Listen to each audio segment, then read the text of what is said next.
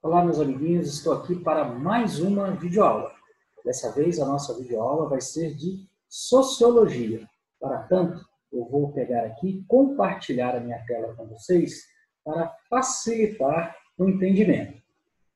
Essa aula vai abordar a ciência da sociedade, descobrindo a sociedade e os fundadores. Não se preocupem com esses slides, que depois eu vou deixar todos esses slides no Moodle para facilitar o entendimento de vocês. Estaremos sempre acompanhando pela apostila de vocês, que é essa apostila aqui, que a capa está aqui também, né, onde estou passando o mouse para facilitar os estudos. Então vamos lá. Dando prosseguimento aqui, na realidade, o que essa apostila vai fazer? Ela vai pegar o surgimento das ciências desde lá de trás até chegar pertinho do mundo contemporâneo em que vivemos. Então, na realidade, a apostila vai traçar para nós uma linha histórica para o entendimento do surgimento da sociologia como sociedade. Aliás, é bom que se diga o seguinte: toda ciência ela surge para atender uma necessidade humana. A sociologia ela surge também para atender uma necessidade humana. Só que a sociologia ela é uma ciência que não surgiu lá nos primórdios das civilizações. Ela demora um pouco mais a surgir.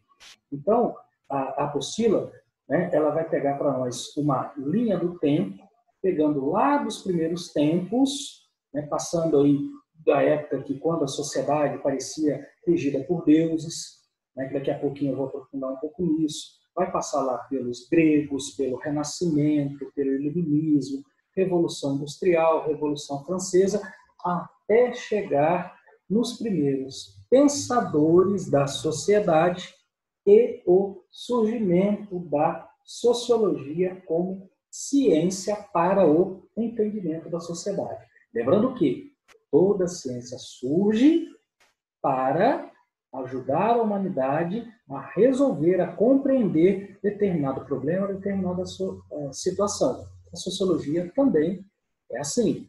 Então vamos lá. Nesse nosso primeiro slide aqui, quando a sociedade parecia regida por Deus. Lá na apostila, né, tem um subtítulo que diz basicamente o seguinte: no início, a humanidade ela via as coisas acontecendo, os fenômenos naturais acontecendo, e ela buscava explicação, por simples curiosidade ou para querer entender, mas ainda não tinha ciência. Então, quem que dizia por que as coisas aconteciam assim ou assado? Os deuses. Por exemplo, por que chove? Chove porque Deus quer. Esse objeto aqui é mais pesado, é o mouse, vou soltar. Por que cai? Cai porque Deus quer. Inicialmente, não tinha uma ciência para explicar. Por exemplo, o que vai fazer esse mouse cair é uma força gravitacional, uma aceleração G, 9,8 metros por segundo ao quadrado, que vai puxar tudo para baixo. Então, quando não tinha uma ciência, os deuses é que vão dar explicação. Isso acontece assim, um assado, porque os deuses querem que seja dessa forma. Acontece que, num dado momento, isso não vai ser mais suficiente para atender às necessidades, às curiosidades humanas. Então, lá na apostila de vocês, chega a falar assim, relacionar as forças da natureza com as ideias religiosas e vê-las como deusas ou deuses não foi suficiente para responder as perguntas importantes sobre a vida ou para resolver os problemas concretos que as sociedades enfrentavam no dia a dia. É aí que começa a necessidade, melhor dizendo, a necessidade do surgimento das ciências. Já surgiu a sociologia? Não. A sociologia ela ainda vai demorar muito, muito tempo para surgir. A sociologia ela é uma ciência relativamente recente, que surge na esteira de duas grandes revoluções, que vão acontecer bem para frente ainda dessa nossa explicação. Eu vou falar ainda hoje. Na esteira da Revolução Industrial e da Revolução Francesa.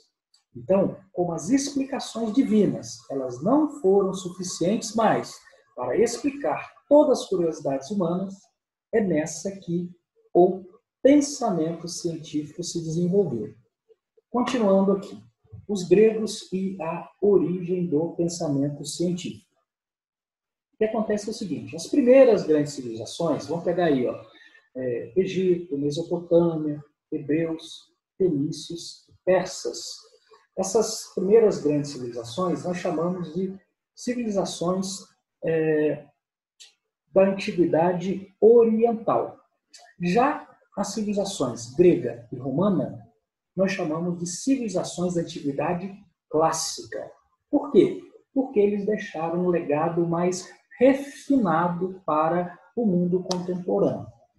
Os gregos, nesse caso aqui abordado pela apostila, os gregos eles foram os primeiros a questionar esses fenômenos naturais que aconteciam com explicações meramente religiosas. Eles achavam que deveriam desenvolver algo a mais, ou seja, uma ciência, para poder dar cabo dessa explicação. Não negando os deuses. Eles continuaram acreditando nos deuses. É bom que se diga isso. Né? Os gregos e os romanos também, eles eram politeístas. Eles vão continuar acreditando em Deus. Mas vão ver que os deuses não são para dar explicações para fenômenos naturais. Eles vão começar a desenvolver algumas ciências para isso. Então, a Grécia, né, daquela época, era dividida em cidades-estados.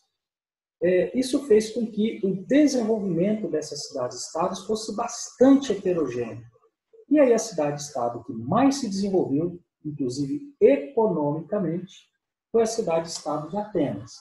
Atenas é considerado o berço desse pensamento mais refinado, muito por causa da questão econômica também, né? Em Atenas, como tinha um grande afluxo de riqueza para essa cidade, uma parte da sociedade, os atenienses, é bom que se diga que a sociedade ateniense ela tinha uma base escravista muito grande, então os atenienses eram, poderíamos dizer, a elite, que eram cidadãos, aqueles que eram nascidos em Atenas e filhos de pais atenienses, eles não precisavam trabalhar, eles tinham os escravos que trabalhavam por eles. Então eles podiam dedicar-se a outras atividades.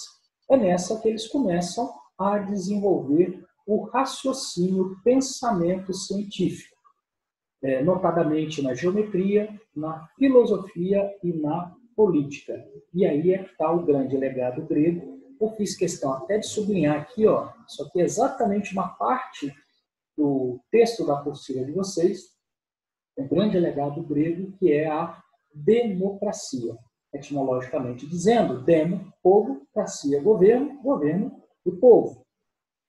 Então, os gregos são aqueles que vão enxergar que, para tomar decisões para o povo, nada melhor do que o próprio povo para decidir. Esse modelo de democracia que nós vivemos hoje é um modelo inspirado no modelo grego. É claro que tem diferença. A democracia grega, a democracia ateniense, especificamente, ela é uma democracia direta, enquanto a nossa é uma democracia indireta. Vou exemplificar para facilitar o entendimento. Na democracia direta, todos os cidadãos eles tomam parte direta das decisões da cidade-estado de Atenas, nesse exemplo nosso. Então, num exemplo fictício, digamos que nessa crise de coronavírus, a cidade de Atenas precisasse determinar uma verba para atender essa necessidade urgente da pandemia. Precisasse de grana para resolver esse problema. Quem ia decidir quanta grana, ou se ia ou não ia destinar grana para isso, seriam os próprios cidadãos. De que maneira? De maneira direta. Então, todo aquele cidadão ateniense, aquele que tem direito a voto, ele iria lá, iria discursar, argumentar contra ou a favor essa decisão de destinar recursos, destinar verba para atender a pandemia. E daí, no final, depois que todo mundo que quisesse tivesse dado a sua opinião, dado o seu posicionamento, o cidadão ia lá e votava pelo sim ou pelo não para destinação ou não de determinada verba, nesse exemplo fictício, para atender essa pandemia. Esse é o modelo direto. O próprio cidadão vai lá decidir a escolha. Aqui no nosso modelo não é indireto. O nosso modelo é um modelo indireto. Como que nós fazemos? Nós escolhemos os nossos representantes e os nossos representantes é que vão decidir, por exemplo, nesse exemplo, que agora não é tão fictício assim, já é o exemplo de agora, né? Quanta verba que o governo federal vai destinar, por exemplo, para atender as pessoas mais desprovidas de recursos nesse momento. Então, é o presidente da República, que ele destina lá determinada verba, isso passa pelo Congresso Nacional, que vai aprovar ou não para essa verba poder chegar nas mãos do cidadão. Não é o próprio cidadão que vai lá votar. Ou seja, o nosso modelo é indireto. Os representantes é que tomam a decisão. Daí, né, gente, cabe até aqui um alerta, um parêntese, da importância da escolha dos nossos representantes. No nosso modelo de democracia, nós temos que tomar muito cuidado na hora do voto, porque nós precisamos justamente escolher pessoas que realmente possam bem nos representar. É num momento de crise como esse que a gente começa a sentir como que isso é verdadeiramente importante. Democracia, o grande legado grego. Percebam que o pensamento científico está evoluindo. Bom, um outro subtítulo muito importante que aparece aí na apostila de vocês é o renascimento e as novas formas de pensar a sociedade. Vamos lá. O renascimento. O renascimento ele foi um movimento cultural do século XIV e XV na Europa, principalmente a Europa Ocidental. Esse movimento ele tem alguns ícones, como, por exemplo, Leonardo da Vinci, Michelangelo, algumas obras-primas, como Mona Lisa, Capela Sistina, né? Esse renascimento ele também começa a abranger o campo intelectual, o campo literário, de modo que começa a ter uma contradição entre ciência e religião. Nessa esteira também, uma época de grandes transformações, a gente tem também um grande desenvolvimento capitalista. Percebam, o capitalismo ainda não plenamente consolidado como é hoje, ainda na época do capitalismo comercial. Então, na época do capitalismo comercial, é que surgem as grandes navegações, para ir direto na fonte, né, principalmente Portugal e Espanha, buscando uma rota alternativa, um caminho para as Índias, para pegar produtos lá e vender na Europa. Esse é o capitalismo comercial que está surgindo, que vai ter uma grande prosperidade material. Então, percebam que a gente faz aqui coloca aqui uma certa contradição, melhor dizendo, um certo antagonismo, né? Prosperidade material de um lado, cultura medieval do outro, ciência de um lado, religião do outro, antropocentrismo de um lado, teocentrismo do outro.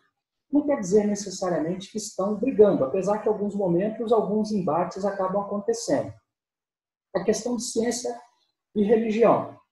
O homem não deixou de ter religiosidade. Até hoje, no século XXI, as pessoas têm religiosidade. Aliás, é bom que se diga que não há sociedade no mundo que não tenha alguma religiosidade.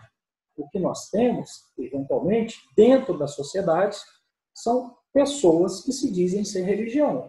Mas a sociedade como um todo, ela sempre vai ter alguma religiosidade. Só que, cada vez mais, aquilo que começa lá com os gregos vai evoluindo. Ciência para explicar os fenômenos da natureza. E deixa a religião para explicar as questões religiosas. É aí que tem o antropocentrismo. O homem passa a ser o centro das atenções, em oposição ao pensamento da cultura medieval que tinha Deus no centro das atenções. Inclusive, nas próprias obras renascentistas, isso é muito claro. Basta olhar a pintura da Capela Sistina. Quando a gente olha o teto da Capela Sistina, a gente vê aquelas formas humanas muito bem avantajadas. Homens musculosos, mulheres musculosas. Isso nada mais é do que dentro da própria igreja do antropocentrismo sendo evidenciado numa pintura como esse exemplo que eu acabei de dar, que é o exemplo da Capela Sistina. Bom, um outro subtítulo muito importante aí na apostila de vocês é o do iluminismo e do liberalismo. O que é isso? O pensamento iluminista, como o próprio nome sugere, é luz. Luz não para iluminar esse ambiente que eu estou aqui, por exemplo, mas é luz para iluminar as ideias. luz para a razão, deixando cada vez mais evidenciada a necessidade das explicações científicas para o entendimento dos fenômenos naturais. E aí a gente pega e lembra que a cidade de Paris, na França, ela é um dos centros de desenvolvimento do pensamento iluminista. É por isso que Paris é chamada Cidade-Luz. Então, quando as pessoas vão a Paris, escutam lá, olha, aqui é Cidade-Luz. Daí o sujeito sai à noite lá, nossa, que cidade iluminada, é por isso que é Cidade-Luz? Não, né? Ela é Cidade-Luz não porque ela é bem iluminada, mas ela é Cidade-Luz porque lá o iluminismo se desenvolveu grandemente, enormemente, com vários pensadores. Montesquieu é um dos pensadores que eu deixei para vocês aqui, que traz aqui na nossa apostila, né? E é justamente a que nós estamos tratando nesse momento, do Descobrindo a Sociedade. Então vamos lá. O pensamento de Montesquieu é o da tripartição de poderes. O que é isso? A divisão de poderes em executivo, legislativo e judiciário. Executivo para executar, como o próprio nome sugere, dentro da lei. Legislativo, aquele que faz as leis. E judiciário, para julgar. Parece óbvio, né? Mas é julgar de acordo com as leis. Mas isso parece tão óbvio nos dias atuais? Sim, mas só que não era assim, dessa forma. Antes da tripartição, da divisão dos poderes em três, os poderes eram centralizados nas mãos de uma única pessoa. É aquilo que nós chamamos de monarquia absolutista. O rei, ele detinha todos os três poderes nas suas mãos. O rei era absoluto. Mais do que isso até. O rei controlava também toda a economia. Mais do que isso ainda. O rei, ele era dono do Estado. Estado com letra maiúscula. Ele era dono do país. Então, por exemplo, o rei da França, ele era dono da França. Imaginem o presidente do Brasil, dono do Brasil. Hoje, para nós, isso é inconcebível. Até porque a democracia, aquele grande legado dos gregos, ele subentende também a alternância de poder. A gente não gosta, o mundo ocidental, de um modo geral, não gosta de uma pessoa que fica se perpetuando o tempo inteiro no poder. Por isso que nós temos eleições de tempos em tempos. Porque as pessoas acham que é bom dar uma reciclada, uma renovada de tempos em tempos. Continuando aqui, um outro grande pensador, já no campo do liberalismo, é o Adam Smith. A divisão do trabalho e a mão invisível. O Adam Smith é o pai do liberalismo econômico. Quando a gente fala em liberalismo, nós estamos falando de uma política econômica burguesa, que prevê cada vez mais menos intervenção do Estado na economia. Porque o Adam Smith acredita que, para o grande desenvolvimento das nações, para a riqueza das nações, é preciso que o Estado, cada vez mais, seja mínimo na interferência da economia. É o mercado, com a sua mão invisível, pela demanda, pela lei da oferta e da procura, é quem vai determinar, por exemplo, o preço das mercadorias. Não tem que o governo ficar tabelando nada. O próprio mercado, ele vai se achar, ele vai se encontrar para resolver os problemas. Antes disso, a interferência econômica era do rei. Isso, na visão de Adam Smith, atrapalhava no desenvolvimento da riqueza das nações. O Adam Smith, ele é a cartilha econômica que vai vigorar até a época da quebra da Bolsa de Valores de Nova York em 1929. Esse pensador liberal, né, desse pensamento econômico, é o que vai servir de embasamento até a terceira década do século XX. Daí vocês percebam a importância do Adam Smith para esse contexto. Outros dois importantes pensadores aqui da época do Iluminismo são o Diderot e o D'Alembert. Eles pensaram na enciclopédia. O que é isso? Esses dois pensaram no seguinte: nós vamos pegar todo o conhecimento da humanidade que está esparramado por aí e vamos reunir num lugar só. Que lugar que é esse? Uma enciclopédia. Vários volumes que vão colocar ali todo o conhecimento humano até então. Esse negócio foi tão importante, tão marcante, que até bem pouco tempo atrás, muitas famílias tinham em sua casa uma enciclopédia. A mais comum por aqui era a enciclopédia britânica, era a Barça. E a gente ia lá na Barça e achava os mais variados assuntos. Você achava questões sobre países, sobre as mais variadas ciências, sobre as mais variadas civilizações. Ou seja, tinha ali uma gama de conhecimentos que parecia ser praticamente infinito. Praticamente tudo que a gente procurava numa enciclopédia, a gente encontrava. É claro que hoje a enciclopédia ela acabou ficando aí meio que de lado, muito em função da internet. Porque hoje você precisa de alguma coisa, você vai lá na internet, digita lá no Dr. Google lá, praticamente tudo que você precisa ou tudo que você precisa está lá. É claro que a gente tem que tomar um cuidado muito grande aqui, cabe chamar a atenção, para saber filtrar aquilo que o Google nos oferece. Tem muita coisa boa na internet, mas tem muita coisa também que não é tão boa assim. Então é muito bom a gente tomar cuidado na hora que for fazer uma pesquisa. Bom, continuando aqui, nós vamos aqui para um outro subtítulo da apostila de vocês, que é o positivismo de Auguste Comte e a sociologia. Percebam, o nome sociologia já começa a aparecer. Essa ciência já está nascendo. E o Auguste Comte, ou Augusto Comte, ou Auguste Comte, como queiram, daí depende da pronúncia, é considerado o pai da sociologia.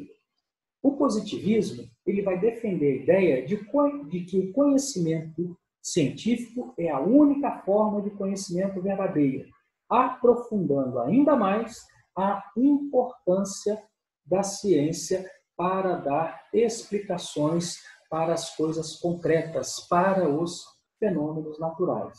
Os positivistas não consideravam os conhecimentos ligados a crenças, superstição ou qualquer outro que não possa ser comprovado cientificamente.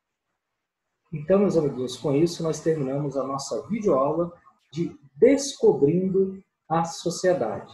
Na próxima videoaula eu vou dar continuidade falando dos fundadores. Então, até a próxima videoaula. Um grande abraço a todos. Tchau!